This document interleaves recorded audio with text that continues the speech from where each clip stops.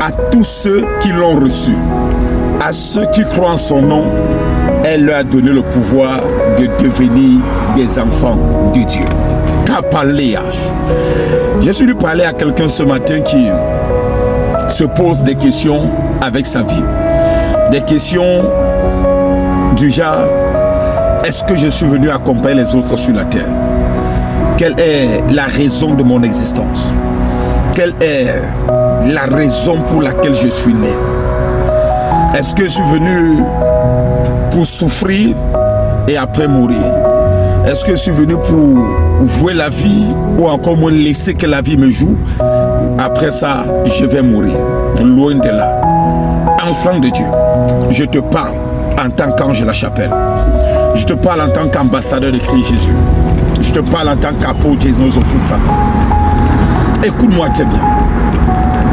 Recevoir Jésus dans ta vie est la plus belle de toutes les résolutions que tu peux prendre.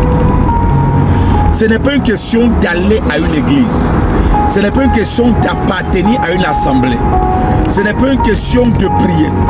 Ce n'est pas une question de lire la Bible. Ce n'est pas une question de chanter ou encore moins d'appartenir à un mouvement religieux comme être chorale, diaconesse et tout, et voix même ancienne et j'en passe. Mais l'acceptation de Christ est une décision radicale qu'un homme décide de prendre dans sa vie un jour. Selon Jean chapitre 1, le verset 12 que j'ai si bien cité, à tous ceux qui le reçoivent, à tous ceux qui l'acceptent dans leur vie, à tous ceux qui décident de croire au nom de Jésus-Christ de Nazareth. La Bible déclare, ce nom te donne le pouvoir. Le pouvoir veut dire l'exousia. L'exousia veut dire la capacité de régner, l'autorité, la capacité de dominer, d'assujettir. Veut dire avoir possession dans le règne de Dieu. L'exousia veut dire avoir ta part. Oh, avoir ta part. Il te donne l'exousia de Dieu, la capacité surnaturelle de Dieu pour dominer. Et la Bible dit, t'a donné cette exousia pour devenir son enfant. Tu es né enfant de ton père, tu es né enfant de ta mère, mais aussi un jour décide de devenir enfant de Dieu. Et je disais à quelqu'un un jour, tu peux blaguer avec tout le monde, tu peux insulter tout le monde, tu peux railler tout le monde, mais une chose, n'insulte jamais l'enfant de Dieu. Frère, je te dis encore, n'insulte jamais l'enfant de Dieu.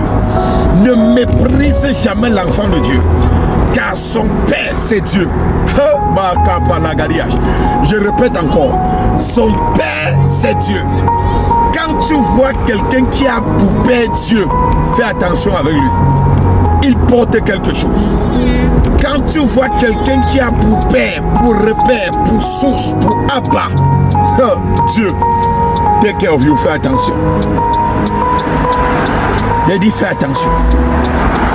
Je prie pour toi aujourd'hui que le Seigneur te donne la capacité de l'appartenir, la capacité de devenir son enfant.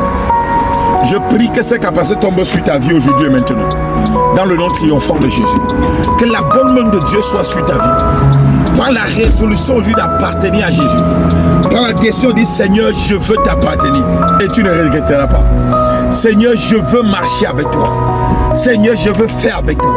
Seigneur, je veux aussi compter sur toi comme les autres ont compté. Écoute-moi très bien. Aucun sorcier, aucun démon, aucun autel, aucune entité ne pourra te sauver. La seule personne qui peut te sauver et donner un sens véritable à ta vie, c'est la personne de Jésus. Il a dit, tout pouvoir m'a été donné dans le ciel et sur la terre. Il est propriétaire de tout pouvoir. Le pouvoir de te régénérer, le pouvoir de transformer, le pouvoir de guérir, le pouvoir de ressusciter, le pouvoir, oh Kapalia Katosh, de te donner la vie éternelle. Donne ta vie à Jésus, accepte-le dans ton cœur, décide de marcher en nouveauté de vie avec lui, et tu vivras impérativement le ciel sur la terre des hommes. Que le Seigneur te bénisse. C'était ton homme serviteur, l'ambassadeur Christ pour te servir. Demain béni et comblé, shalom.